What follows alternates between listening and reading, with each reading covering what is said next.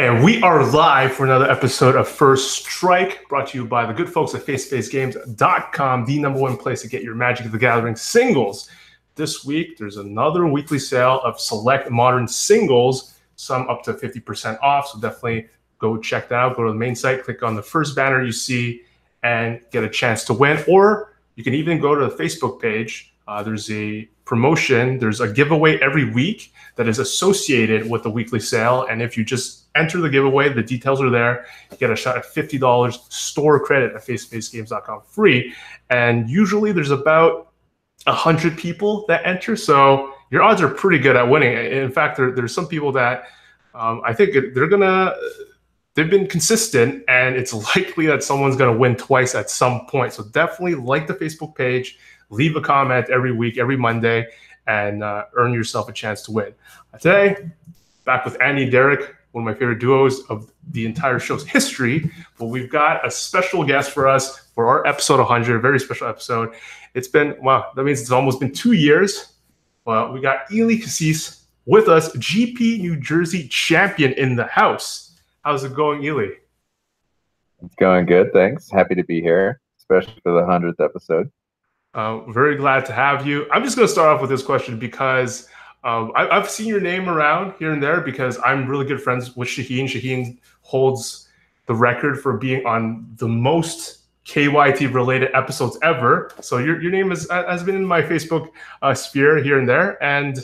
But every now and then on my Facebook feed, Matt Schmaltz, my manager, my general manager, will, there's a picture of you two, you allegedly signing infinite tokens for him. He's like your #1 fan, and he's in there in all the comments like, "Oh man, I love this guy." And I don't get it. Where did it start? Where's the love from? What's the story? What's the backstory?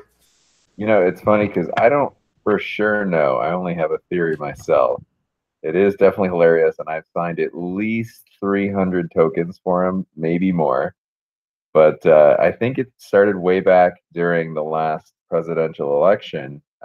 Even before that, the primaries, I was posting some pro Bernie Sanders things. And I think he saw that and was already friends with me because we've all vended and done the dealer thing for a while. And I think he saw that we had the same politics. And then he also appreciated my skills as a player and a vendor. And I don't know, maybe it engendered some respect in him. He's very liberal, according to his posts as well, from what I've seen too. So I'm very active in our politics, which I always thought was funny. So I think there was just something there. It was not. That's what was not a surprise to me when the new edition of the Team Face to Face games you were on it. I'm like, okay, there's got to be some love connection going on that happened, and the deal got down. In his defense, actually, I contacted him, but I did know he was a big fan. And we were at the time as a team, like forming our squad, and then just reaching out to stores to see who wanted to potentially sponsor it. And Matt seemed very interested, so we just stopped looking and talked with them, and everything went great. Here we are. Well, that's sweet. Glad to have you guys on board. Let's go a bit of history about you. You talked about like your dealer background, but you've also had a lot of. This is not your only GP success, so give us a quick background of you. Sure. I started playing in 1993, so the very beginning of the game. I was only 10 years old. I was on like the playground, and all of my usual football friends were not out there. They went looking for them inside, and they were squatted on the floor playing this card game. And I was like, "Come on, you nerds! What are you guys doing?" And they're like, "Well, we're doing this. So you can go play by yourself, or you can play this with us." And I was like, "Okay, teach me how to play." That's how I got my auspicious start. What's funny is almost a year or two later, none of them ever played again. And here I was like picking it up and getting serious about it. Since then, I've had 6 GP top 8s, only 1 win.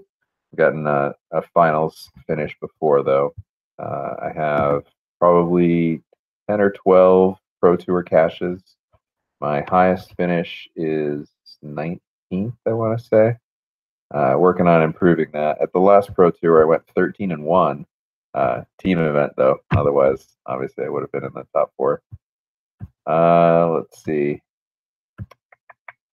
obviously I won the Invitational, which put me on a token, and made my super fan Matt Schmaltz get me to sign things over and over.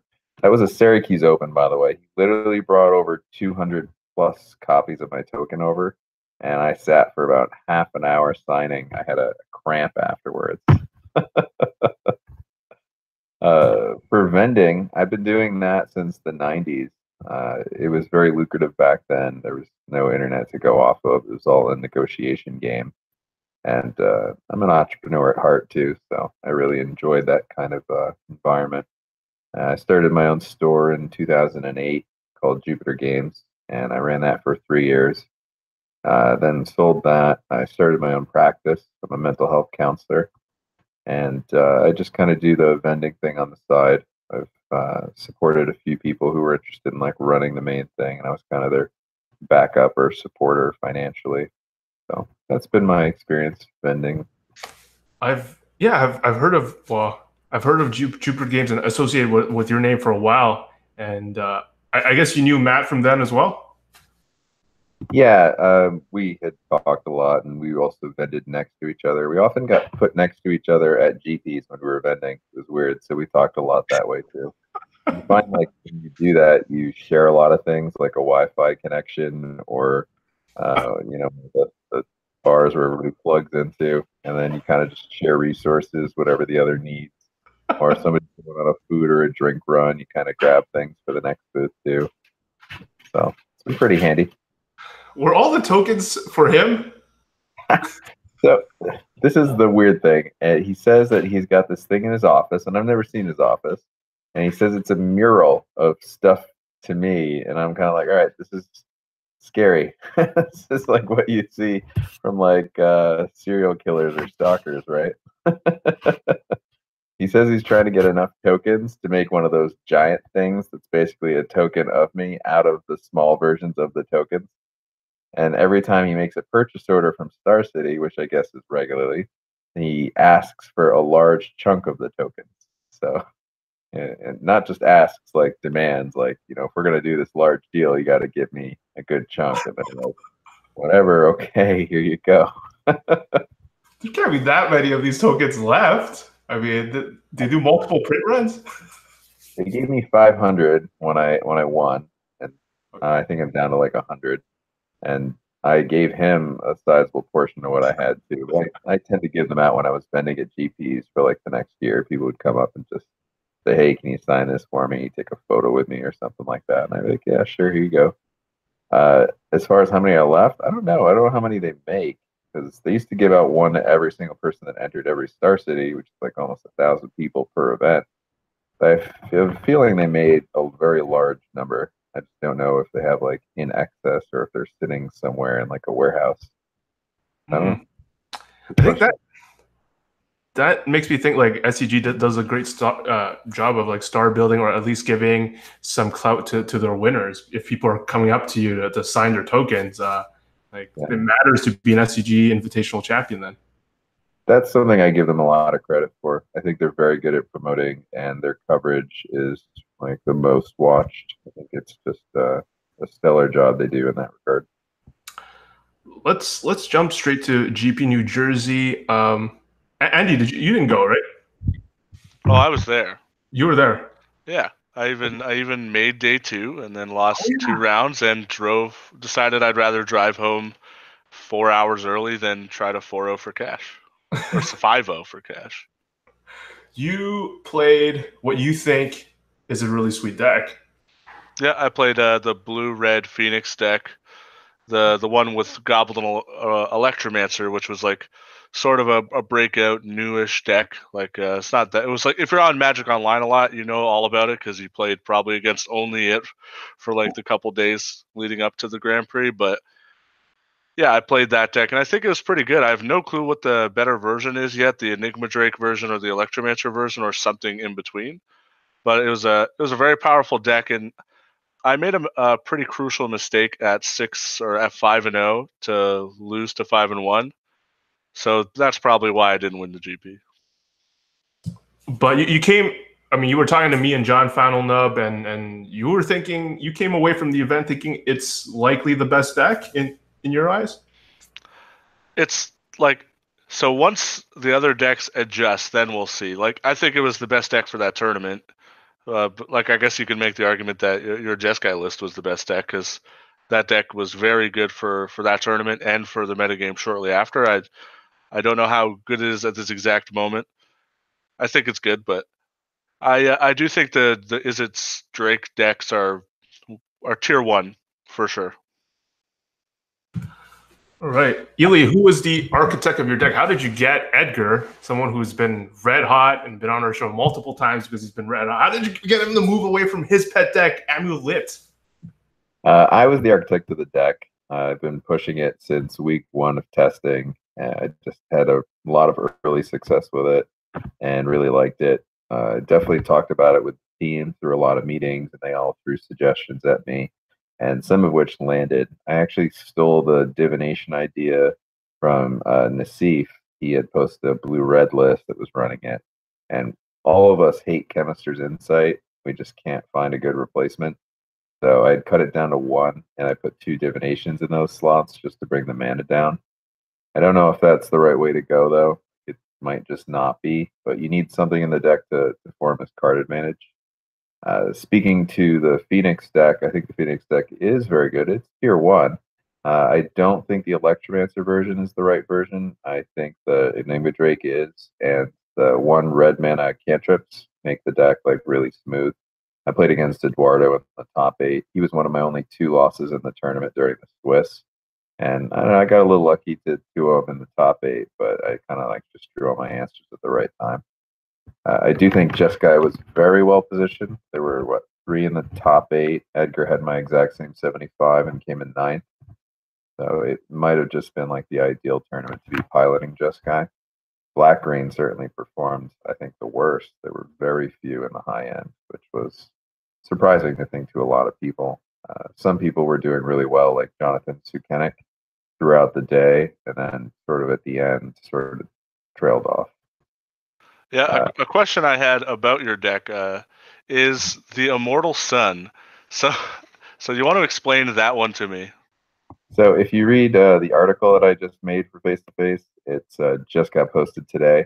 You'll see that that's the first card I cut. So there were 2 in the sideboard, and the strategy was against Black Green. They're going to have all these planeswalkers and answers to your planeswalkers. So the idea was that you would slam an Immortal Sun and kind of fade all that stuff, shut their stuff down, and then just win through card advantage and making all your stuff cheaper, and like even making Explosion go for 1 more. And then in practice at the GP, it did not occur once. I never resolved an Immortal Sun the whole tournament long. That's through 12 rounds of Swiss and all 3 matches top 8. A lot of them going to 3 games, 0 Immortal Suns. So completely cut it. A super funny story. I was playing Moto today, and I've actually found out Kogamo on Moto is Kenji Samura, and he was playing your deck list. And game 3, he played a Teferi on like turn 10 or something, ticked it up, passed. I played a bunch of creatures. He had 1 card in hand, untap, ticks up Teferi, tanks for probably like, I want to say 30 seconds, and then plays the Immortal Sun and passes. And then I'm like, attack you for 5, put you to 3, go. And he just like concedes the next turn. I'm like, wow, that's just good deck building. And I like poured over to your deck list. I'm like, there's no way he sideboards in the Immortal Sun and doesn't take out Teferis. And then I noticed that like you also cut them. And I thought that was super funny. Yeah. So when I did bring in the Immortal Suns, each copy of it came in over a Teferi slot. So I did keep 2 Teferis in when I was bringing in 2. But the thought was you keep all 4 gateways in when you have negative interactions so that you can cycle out certain cards if you need to. And those casting costs are actually really ideal to put under the gateway because obviously they're not common. So when you get them under there, it's much easier to flip it. So. Yeah, I just took your deck list and went online right after. So I was like, I'm going to play this right now because I really love Jeskai Control. It's been kind of the deck I liked the most, but audibled off it in favor of the Phoenix deck that weekend. And I remember just the first time I flipped the gateway, I'm just like, all right, 24 of you next game. And then, so I lost the first match against Mono Red and then won 14 straight, beating Control like 7 or 8 times. Just by every game one, I just Bane fired them, and there was just no interaction. And then post board, I played against Green Black 6 times, and I took out all the Teferis and boarded in the Immortal Suns, and it was actually good. But the only thing that was sort of bad was that they still had all these Vraska's Contempts and Plague Crafters for like the creature plan. So it didn't actually work that well. So I guess it makes sense that you cut them. But certainly an interesting swerve. I played against Black Green at the Grand Prix about 3 times, and I 2-0'd all of them, I want to say. The game ones are very favorable. They run Chupacabras and a lot of dead cards now. They're not running as many of the 3/2 or the Eldest Reborns in the main deck.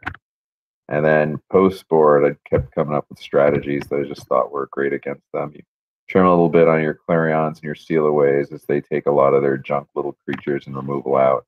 And then playing that Phoenix on 4 is just the best because their Vraska's Contempt counts were really low. And they very hesitantly even want to play it on that as a target because then they wouldn't have answers for Teferi. And then all you had to do is make sure you'd make all your land drops and then eventually explosion someone out. Yeah, I was impressed overall with the list. It was interesting because people kind of moved away from Azor's Gateway like pretty fast after like the format started, and I guess it seems like it was just a mistake to move away from it because to me it seems like finally the Jeskai deck has an easy way to win. It's easy to win with Jeskai with that card. Yeah, for a while I was only running 3, and then more and more I was like, I just want this every game. So for the GP I moved it up to 4, and I was very happy with that decision. The star in the main deck was actually MVP also. I blew out a couple black-green opponents playing it. It's also very good against Selesnya. I was also very happy with that one of the main inclusion. Yeah, I loved the star. I loved it a lot. Me too. One of the things I found myself wanting was a 3rd Syncopate, and just having an extra access to another counter magic would have been useful. I wanted the 4th Seal Away, especially when I played matchups against like Blue-Red. These are the things that I think I've edited for the article that I just put out. That said, these are the slots you could probably cut, and here's what I would probably put in instead. Yeah, I like that because Syncopate serves sort of double duty as an actual counterspell, but also a 1 for the Azor's Gateway, which is just one of the sweet spots, right? You have tons of 2s and lots of 3s, and so the really hard part is hitting like the sweet spots with the 1s and the 6s. Exactly, and it kind of comes in over the shock slot, so like the 1 didn't really change count-wise, but shock was just very ineffective, and Syncopate would have just been better in a lot of spots I was finding. The shock most often when I was testing was killing planeswalkers that would come down and just do a minus ability. They'd come down and kill my gateway, and I'd be like, all right, shock it off the board. It's just far better to set yourself up for a situation where you counter the planeswalker to begin with and don't even let it resolve. But I only had 6 counterspells main deck, and I felt like having a 7th would have been really useful over the course of the tournament. So people can do with that what they will, but I recommend it. Do you still like playing the Banefire in the main deck? So that's one I've waffled on. It's so close to really good main versus side, but you don't really need it main because you're already so good against control with the 4 gateways. So it's probably more due in the side, but I definitely want you to at least have it in your 75.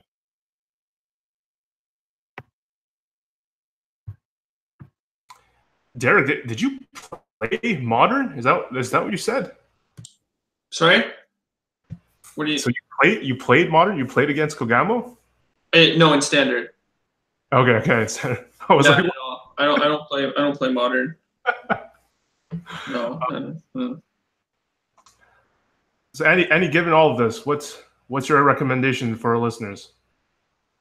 If you're comfortable playing control, I think Jeskai is just very good. It beats up on black-green. One thing I do want to say is that I hate saying like decks beat up on black-green because everyone keeps saying that about their deck. Everyone just says that they beat black-green, but obviously that can't be the case. The thing with black-green is that its worst matchups are like not actually that bad, outside of like maybe mono blue. I know Derek might disagree with that, but other than that, like Black Green's like a 45-55 deck in all its matchups, but like I would rather be on the Jeskai side of things. And I think Jeskai is a very good deck right now, and people sort of still don't understand what exactly they should be doing against it. So people make mistakes against it a lot. So Jeskai or Blue-Red Drakes is what I would play. And I agree with Ely on the fact that I think the Drakes are better than the Electromancers. If people want to know what beats Jeskai, they can pilot the mono blue deck. That is a tough matchup.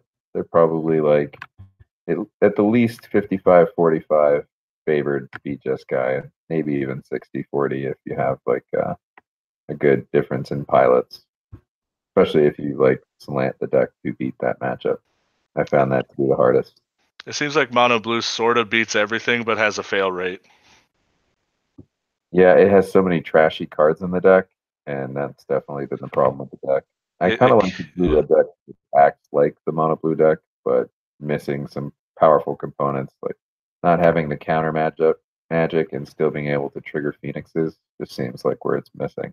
I really want to actually build a brew that just doesn't run the Phoenix plan, it just runs the Drake's plan and then have counters, and then just be like more of a reactive mid-range deck. But then I worry I'm just going to slowly start drifting towards what Morgan McLaughlin played at the GP, which is like a Clarion mid-rangey Jeskai build with crackling Drakes in it. And he obviously didn't do too well, and he's a very good player, so I know it wasn't his play skill.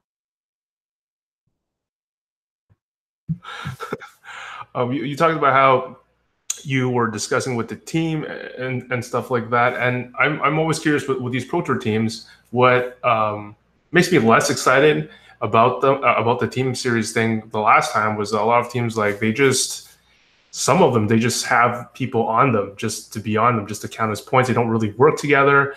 But you guys, it just seems like you have regular weekly meetings, it seems. And I'd like to know, Ely, is this different from any teams you've been on before? Is this a team that's actually going to work together and play the same deck? Like we've seen teams like, oh, it's like six different decks and they didn't really work together type of thing.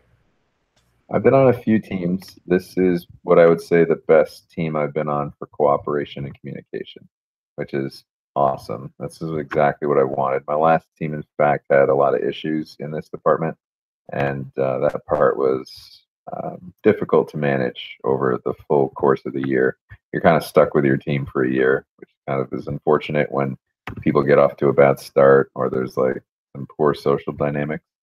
And yeah, last one, not so great. This one, way better.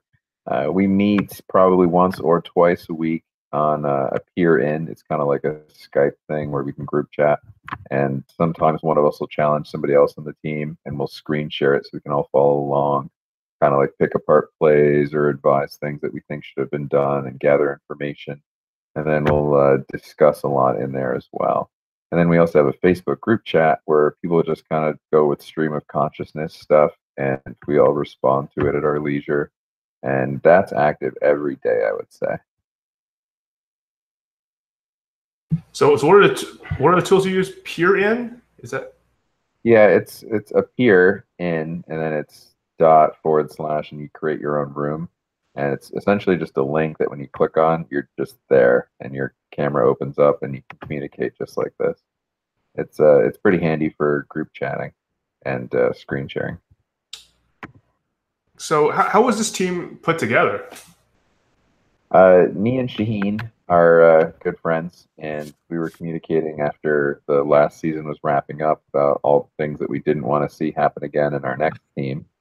So we kind of took the people that we really liked from the last team and are like, all right, let's start looking for new team members.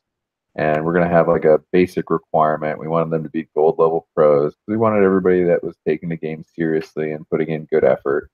Last year, our whole team was qualified for the first Pro Tour, and then it dropped down to 3 members for the second Pro Tour. And those 3 of us, which was me, Shaheen, and Noah Walker, were like the only ones qualified for a ton of them. Jack Kiefer qualified, I think, as well, but I think he like clinched it late. But we just lost so many points because not all of us were qualified. And then it was like on top of the not communicating. So we're picking people who are in it, who are guaranteed qualified, and can work together hard. So we looked at the player list of people who were in that gold bracket, and we, dotted down who was not taken already, which ones we liked socially, were friends with, and communicated with them. And then Shaheen actually put a Twitter post out, kind of like a recruitment, like apply within, and he got hit up by a lot of people. I was talking with Matt at the same time with the sponsors, and we knew we were going to have these Canadian sponsors sort of after me and him got talking. And we're also like, well, let's make sure, we have a good presence of Canadians on the team too. We were already really good friends with Edgar, and he was right on the line of getting gold. We're like, we'll probably risk it and recruit him. He'll probably get gold. And then he rattled off 2 GP top 8s, like back to back, and just aced it. So that was great.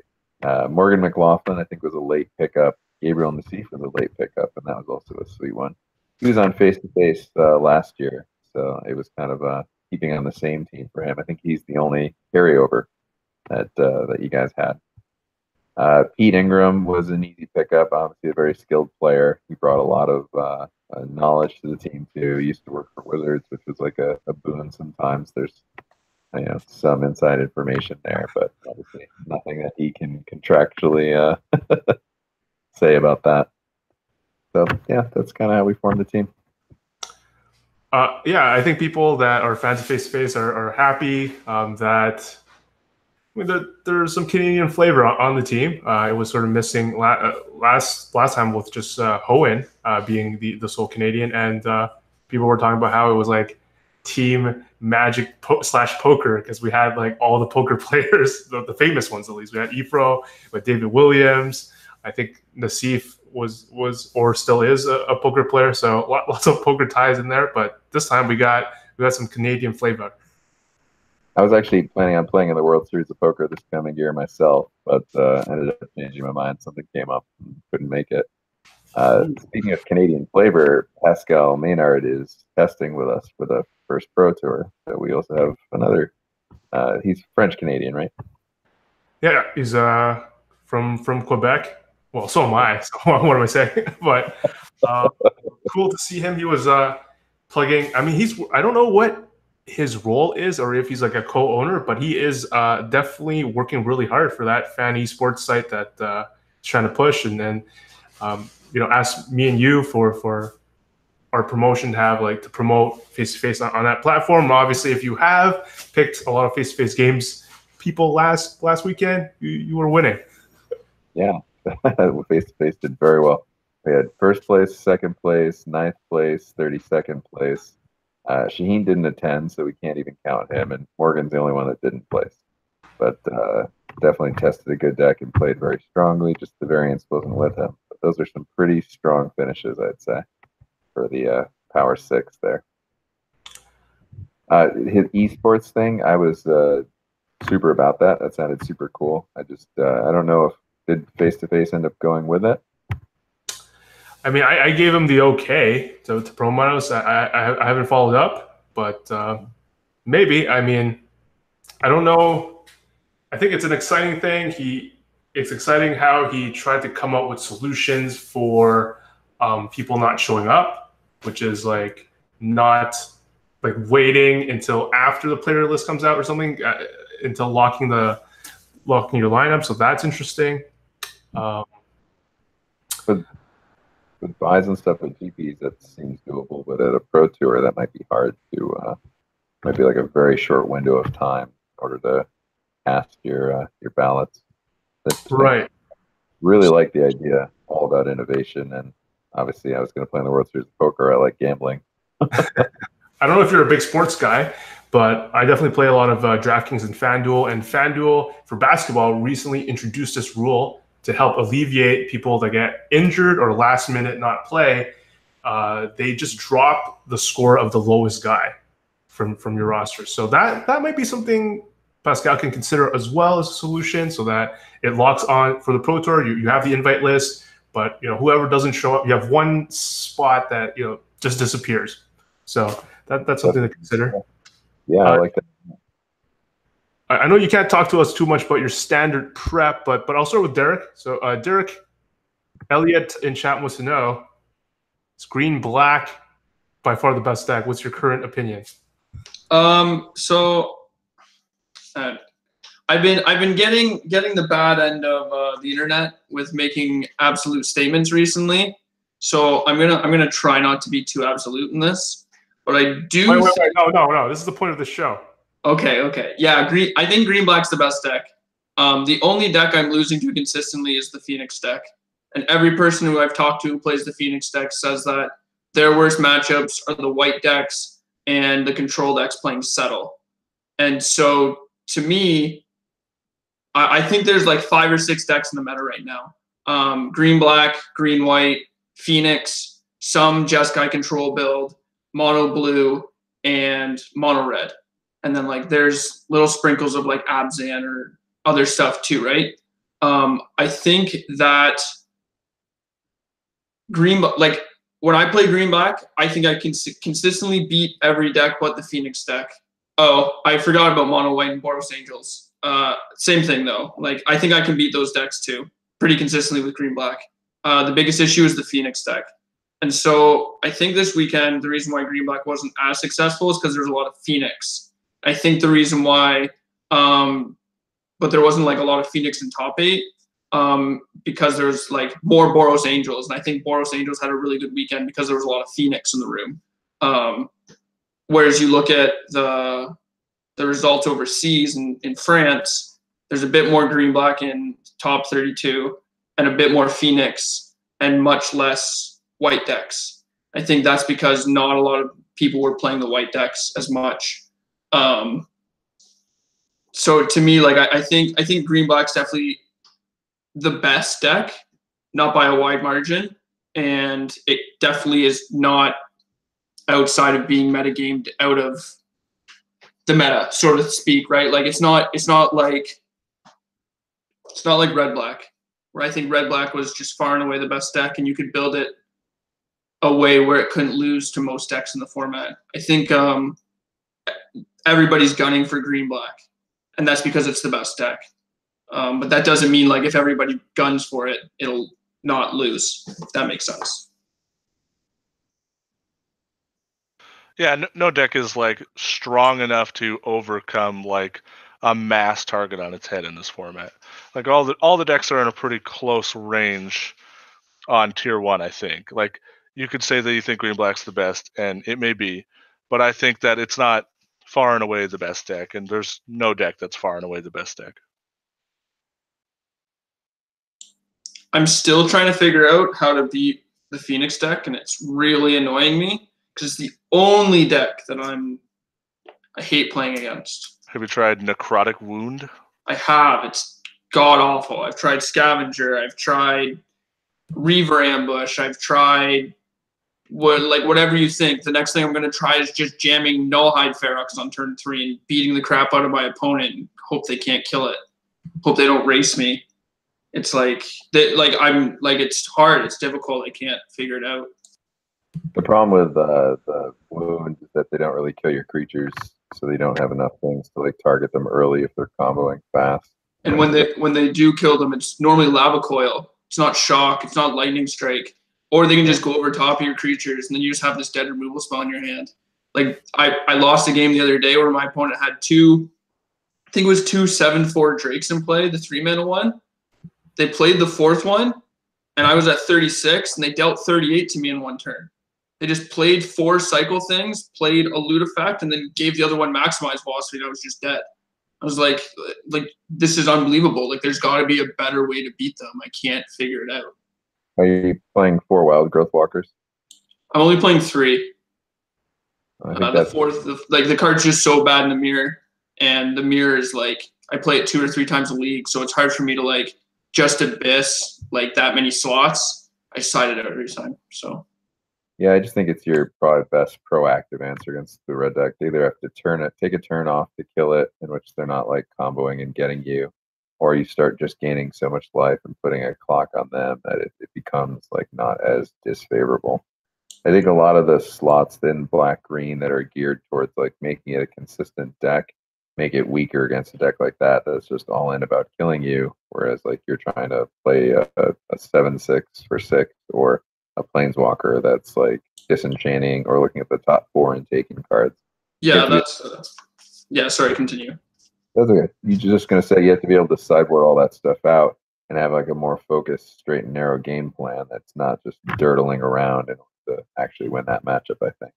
So you might just need like low end threats like Pet Collector or something silly in your sideboard. Yeah, that's. I was putting it. I put in Crawl Harpooner for a league or two. Just like sometimes it kills things, sometimes it's a 3/2 attacker, but just also just gets shocked. And then it's like you're right. By the time I'm resolving a Carnage Tyrant, I'm normally dead, or they just block it and play another Drake. And then it's like, okay, they just cycle through their library. If I try to Vraska's Contempt 2 of their threats, and it's a difficult thing to overcome. I've seemed to be able to beat every other matchup, including the Mirror, just not that deck yet. How have you fared against Jeskai? I think I'm 2-1 against your version, and like I've played the other version with no gate, and I think it's actually better without the gate, simply because, or it's better for me without the gate, simply because they will just randomly kill me. Like you said, game 1's really, really difficult, but games 2 and 3 with duress, and I get to cut all my Chupacabras. I just answer your Teferi as soon as I can, and then try to resolve a Carnage Tyrant as soon as I can. There's only like, there's what, 1 Star of Extinction, then you can copy the pirate, the 3 mana deal on 5 mana, and then other than that, if I can just beat those 2 things, normally I can win the game. Like I think I beat Fabiano on your list 2 days ago, and then I beat Kenji Samura earlier today, and those are only the 2 people I played on it. Those are very good pilots, so I'm sure that they were playing it pretty well too. Yeah, I didn't even know it was either of them. Somebody told me afterwards. I'd say that's really good results because, like I was saying, I was 2-0ing them at the GP, and I played 3 different pilots, and they were all very competent players also. But there's always list differences and styles in which people play. I think that you can play the matchup from the black-green side against Jeskai a million different ways. I had one opponent, he stone-read me on Settle and was only attacking with 1 creature a turn. But that also, I think, let me live so many turns that I was able to just make this gigantic explosion for 7 and fill my hand. And I was like, all right, from here I can't lose. And then another opponent who just swung all in and got 3 for 1 early with a Settle, but then also had mana that he could start playing everything else. And then I had trouble dealing with a Carnage Tyrant. But if he didn't have the Carnage Tyrant and it was something else and I could counter it, then obviously the game was in my hands too. So it's very draw dependent, I'm finding. Yeah, and, I was going to say that your list has a lot of, like, I want to say random cards, but they're obviously very well thought out. It's very hard to play around Star of Extinction and Settle and Deafening Clarion, and you fireballing me for 1 million when you flip your thing. Like, I had my opponent at 2, and they just flipped it, gained 5 life, tapped it for 7, ticked up to Fairy, tapped it for 7, killed me on like their end step, and I was at like 24 or something, and they were dead the following turn.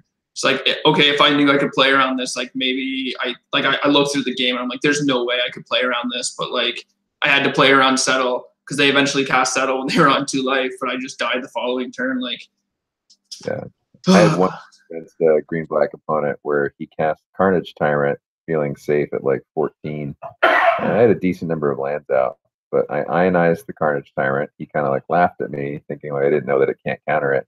I expansion copied ionizing Carnage Tyrant again, and then brought him to 10, and then untapped, and then land past the turn.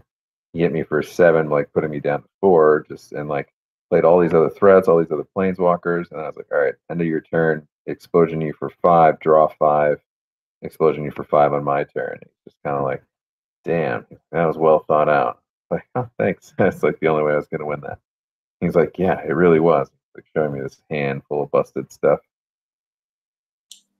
Yeah, the Jeskai matchup's definitely difficult. And this is why I really like this format too. Like I mentioned earlier, I think green black's the best deck, but I think it's not by a wide margin. I think it's because the Jeskai decks are difficult. I think it's because the green black mirrors are difficult. I think it's because mono red's still difficult. Boros Angels is difficult.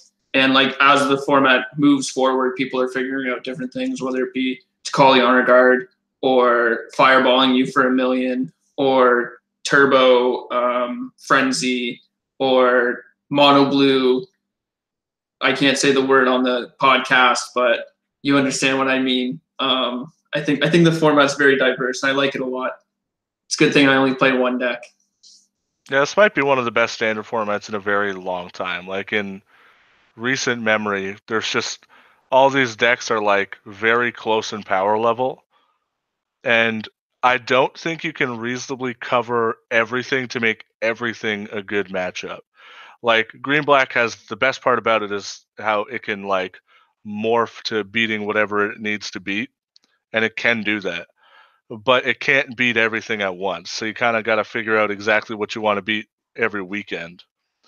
And that's just, I think it's going to end up being a really cool format for that reason. One last question before you run. Is it going to be challenging now that like your deck's out? We're 2 weeks away. Going to have to innovate on top of that? Is that the challenge here? Yeah, it definitely is. I either have to not play the deck because everybody will know what I'm playing and know my list, or I have to significantly change it in some way that people can't expect when I'm playing and just play around it and just get me that way. Especially on the Pro Tour, players are very skilled and savvy. They'll figure out a creative way to like sneak through my defenses and beat me. So I need to figure out a way to innovate again. I didn't expect to get so much coverage with the deck at a GP with no coverage, but winning will do that. So now I have to come up with something new or something else, maybe. All right. So that'll do it for Ely. Kassis, if you want, make sure to go up to him at any event. Chill guy with his token. Get him to sign it. And if you want to check out his article, go to magic.facetofacegames.com. Any last words? No, not for me. Thanks for having me, though. I really appreciate it. I hope all those viewers out there got what they wanted from it. I've had a lot of people message and ask for stuff. Definitely read the article on facetofacegames.com. It answers most things and has most of what I would want to say about the deck in it. Thank you so much for coming on. Really appreciate it. I hope to get you back on once you win the Pro Tour. So that would be awesome. It's been hot. It's been hot. The guests have been hot. Edgar, you, let's go. All right, sounds good. All right. Take care, everybody. That was Ely Kassis, GP New Jersey champion. What a guest. What a sweet guest, Daddy. He's got such a sweet, sultry voice. I wanted to make sure that, did we dive into that question that was asked in the Nation enough? The why Jeskai Gateway over Jeskai not Gateway? Yeah. I don't think we touched exactly on it, but what it does is that it like sort of fundamentally changes the way Jeskai tries to win the game. Before, it was sort of like winning was a relative afterthought. You had to like burn them out with expansion explosion, but you had to do it the hard way. You had to like 12 them, 10 them. And sometimes when they gained a lot of life, it became the almost impossible way, so you'd have to Teferi lock them. Which I've had actually a lot of issues Teferi locking people because I've drawn so many cards that I often find myself in a position where I can't plus the Teferi that much, ultimate it, and then have another one to play after that. But basically what it does is it helps you win the game a lot faster, and it doesn't hurt the power level of your deck that much in order to do that. So I think it's just a good thing. Like sometimes you can draw multiple, sometimes you can like kind of have mopey hands where you can't flip it very well and you just have this weird merfolk looter in play. But it gives you sort of inevitability. And that's pretty important when the way you were trying to win before was jumping through quite some hoops. Like you might even have to play some lightning strikes so you could kill them fast enough. I think also that this version was really good this weekend because it wasn't that well known.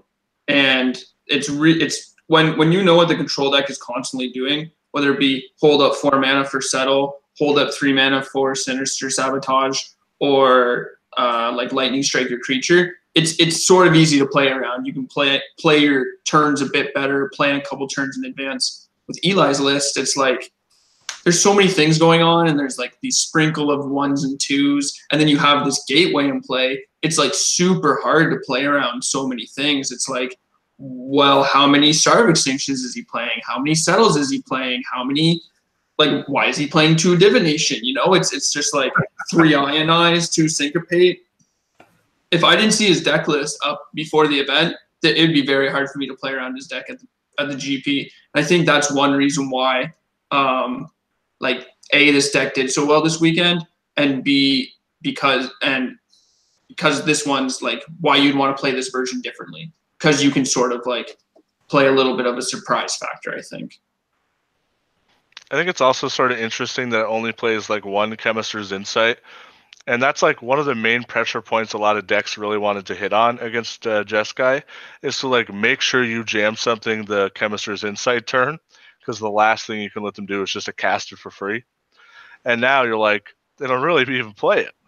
So like, does that make you more or less likely to jam in those spots? Like, do you have to, because now you have to worry about other cards, and if there's a gateway in play, you're like, the pressure's on to kill them fast, but at the same time that just plays into wraths.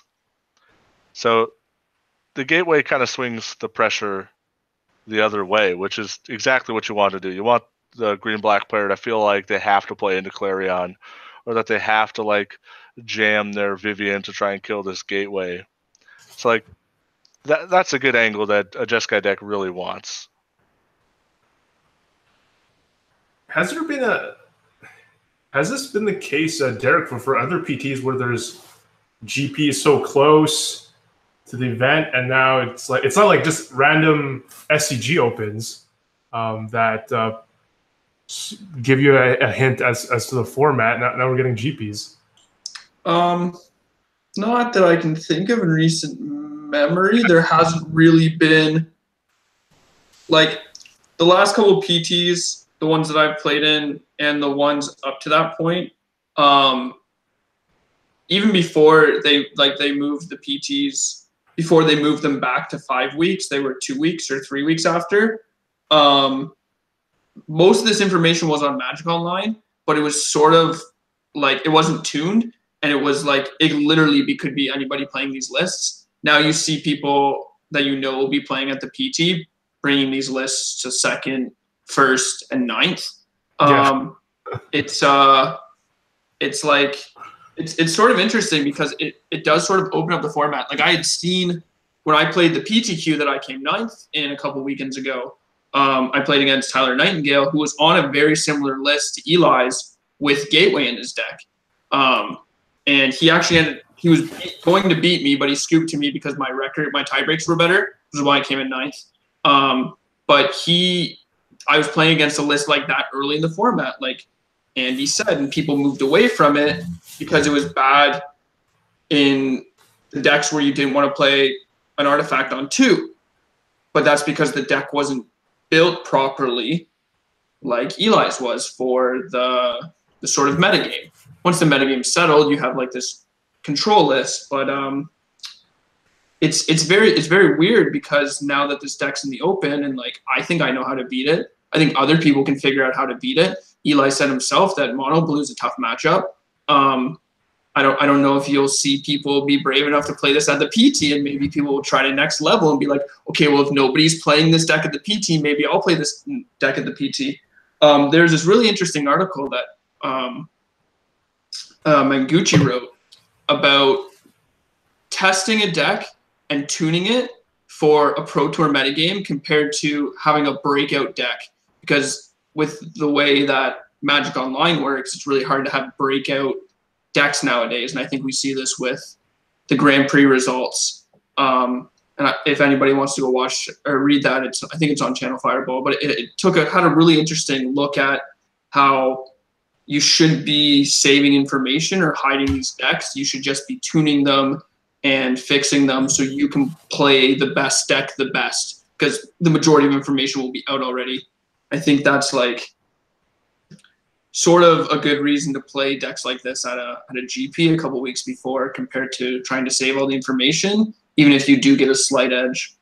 But maybe the PT will be completely different than we predict it will be. I don't know. It's hard to say, right? This is one of the first formats where you haven't had Kaladesh in it, where there's non-impressive Kaladesh cards in them. And I'm really excited for this Pro Tour, personally.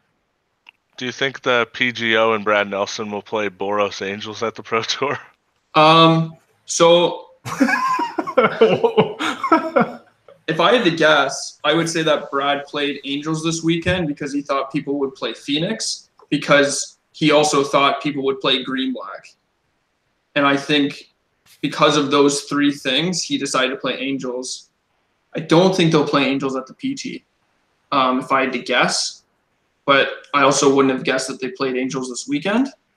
But I think that's what makes them better players than I am, is their willingness to change decks in metagame choices, where I would just jam a deck that I'm comfortable with, even though I think it might be less favored against the most played deck, which is gunning for my deck. Like, I would never, currently at my play skill, I would never play Boros Angels at GP New Jersey. Even if you told me there would be 18 copies or whatever in top 32, I wouldn't be able to bring myself to do it right now. And I think that's why, obviously they're better than I am, but I think that's one of the reasons. So like they could literally be playing anything, and I don't know. It's a hard question to answer. Yeah, I keep thinking like Boros Angels is sort of the perfect deck for like a bunch of pros to play this weekend because of the expected metagame and the fact that there's just like nothing secret about it. It was like the week one best deck. Like, it was the best performing deck week one for sure, I think. And so it's just super safe to play it because it's just very like known. So they're not leaking anything, and they're still keeping like a very high equity in this tournament. So I wonder if like that was a large consideration to why they played Boros Angels, or was it just they thought it was the best deck for the weekend? I would assume that it's a little bit of both. I think teams like them want to hide information as much as possible because they're one of the bigger teams, and if you know what they're playing and you know what they're thinking about, it's easier to prepare for it. But at the same time, I also heavily believe that Brad played that deck because he thought there would be a lot of Phoenix, and he also thought that Angels was good against Phoenix and Phoenix archetypes. Because I know he was in my stream at one point. He actually subbed to my channel to read the guide I wrote, and he asked me about black green. Whoa. Yeah, him and Ari. I like it. MTGO Superstar. It's not just a name. It's not just a name, folks. He sent me a message at one point asking about black green, like, do I think it's a good choice for this weekend or whatever? And we had like a 5-comment conversation about it. But I said it's really hard to play the fair deck consistently when everybody's gunning for you. And I think that like he also sort of thought that, and I think it would be dangerous for somebody like him to play black green at an event like that. And Angels obviously worked out really well for him, but I also don't know. Like, he didn't tell me these things. I think Angels was a really good choice. I think if Eli wasn't there, he would have won the GP. I think you brought a good point, Derek, though, about how you wouldn't know how to play certain decks like Jeskai, not knowing the exact configuration to make them really hard to play. And there's definitely that edge. I feel like, because I know I play really poorly against decks where I just have no clue what's going on. Those are some of the games where I feel the most lost, and they just have a huge edge because they have this one of or two of that I couldn't possibly play around. Yeah, I think that just goes to show, like, early in the format, like Andy said, Boros Angels had one of the best week one numbers, and then we started seeing black green, and then black green slowly dropped off. That's because we started seeing more Phoenix. I think it's just the same. Like, somebody start playing a deck to good success, then people figure out how to beat it, and it's just over and over and over again. But that just shows it's a good standard format. Maybe I'll get unlucky and there'll be no citywide buses in any sideboards of this standard season, like I said there would be in week one. Yeah, do you remember when we all thought mono green was just like slam dunk going to be one of the best decks, like for at least for a little bit? Just never good ever. Yeah, we just thought that mono green had the 2 best 1-drops in the format. We're just like wrong, and we just slept on Experimental Frenzy. Yeah. Pepperidge Farm remembers. Oh my gosh. Wow. But Derek, if I recall, you told me that there would be no copies of Ionize in any Premier Event top 8. Was there copies of Ionize? Eli's playing Ionize. Was he? I Yes. thought he only had 57 cards in his deck. He was playing Ionize. Wow. First GP, get out of town. It was the second GP, all right? It was a couple hours after the French one. So eat your words. It's better than Sabotage, and I said it the whole time. That's all I'm saying. It's not better, it's just easier to cast. That's why it's better. Lightning Bolt is better than Lightning Strike, Derek. Oh my god. Oh. And yeah, I hate to put you on the spot here, but there's a hot take in the chat, and I just gotta get your opinion. Someone thinks John Watson is the best player in Canada. Like, is there a backstory to this? It's just decades of unrecognized talent finally coming to fruition. I was gonna say it, but I didn't think anybody else would stand with me. I'm really happy that we all think that this person that nobody's really heard about until now is the best player in Canadian bang. In recent memory, at the very least. And I have a horrible memory. Move along, Haynes, Stearns, like move away. Xiao's, it's the Sammy T's. Actually, who is the best player right now? It has to be Edgar. Yeah, it has the hottest player of the year, Canadian player of the year has to be Edgar. Close? Probably Hayne. I would still go Hayne. Yeah, it's probably Hayne. He's still platinum. Definitely Hayne, because Hayne like broke out 5 years ago. But I think maybe like consistent performance. Like I've always had him as my number one. Like I've even. No shade on Hayne. He's obviously someone that I felt even to this day is the number one most talented player in the world. That's my personal opinion. I've had that opinion since the beginning, since even before he won the Pro Tour, actually. But I think in terms of coverage, and I think we haven't seen him much, right? It's been Edgar not close. Am I wrong about that? I think Edgar is just having a better come up. Like when Hayne broke out, he just. What was it, his second or third PT or fifth PT, and then just wins a Pro Tour. It's like, okay, this guy's really good at Magic. He's a Canadian icon sort of thing, right? Even like Eduardo is Canadian, right? And he just top-8 the GP also. And he was platinum last season.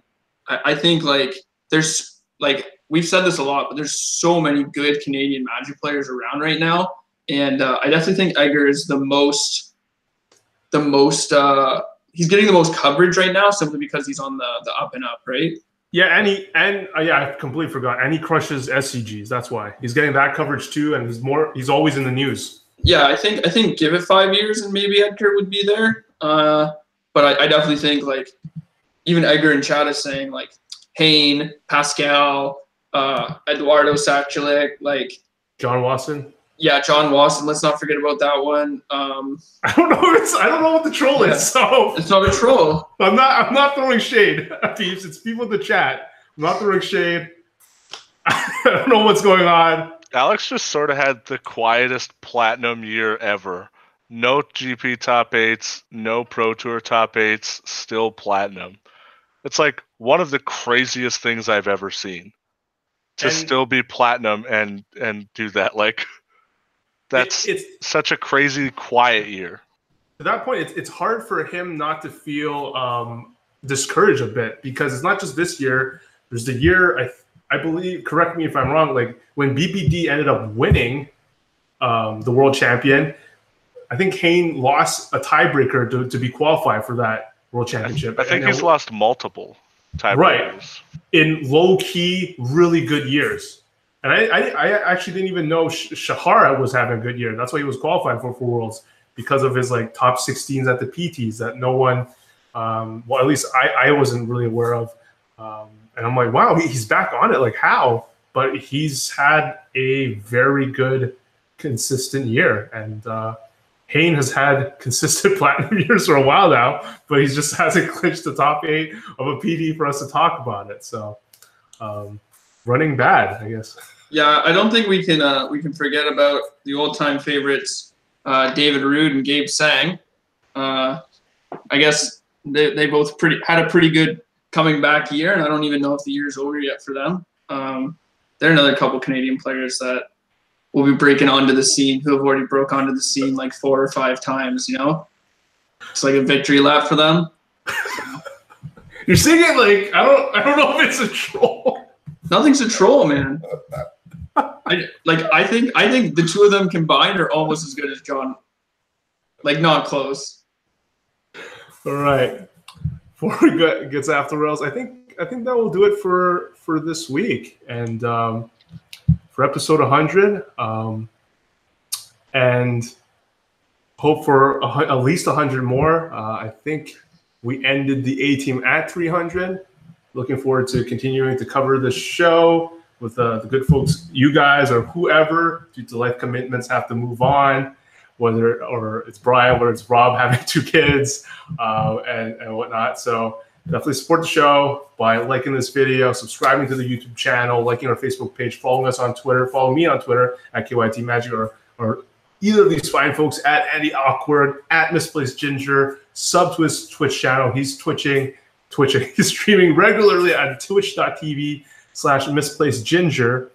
And you know, with all these moving parts, it's hard to sort of add, and we're feeling out different people, but I'm glad Andy and Derek are happy to constantly come back as our regulars, and people are actually sometimes asking me when there's a hot topic issue, like, I hope Derek and Andy are on because they argue a lot. Other people, not so much. I know there's like some hate towards Ginger's negative attitude sometimes, but hey, as long as it's a hot take, we'll take it. And we're sort of slowly integrating Final Nub into the team. So he's going to be more than just like a random guest. He's going to be a semi-regular. And I'm actually working with him to make sure that he actually puts some of his deck lists from the dojo in the First Strike Nation on a weekly basis. So he's going to be putting in the decks that he's tuning with. And he's someone I really look forward to when it comes to tech, because when he's like talking to Derek and stuff, it's like he's always suggesting what I feel like are out-of-box ideas. So you have this guy, this crazy scientist, even though Derek's shutting them down, he's the guy that, you know, he's someone I would love to be on my Pro Tour team. The guy that like is willing to go out there and break a format. So definitely check that out. We'll be working together and hopefully have something for the nation for next week and every week moving forward. And for information on joining the nation, go to patreon.com/firststrike. And I think that's it. What about you guys? Happy Halloween to everyone who went out and with their kids like Rob did. Yeah. Yeah, I can't imagine having children. I didn't want anybody to come to my door for candy. I can't imagine having to take kids to other people's doors for candy. It's adult Halloween tomorrow, where you can get your $2 50 counts of chocolate. All right. I think shouts to people before we go. Shout out to people in chat. Oh, Alex Bianchi's in here. Sergio Ferry, of course, love that guy. Omar, shout outs to you. Thank you so much for the support. And we will see you next Monday, next Tuesday, or Wednesday, whenever the guest is free sometimes. So see you guys. Thanks for the support. Much love to 100 more. See you guys.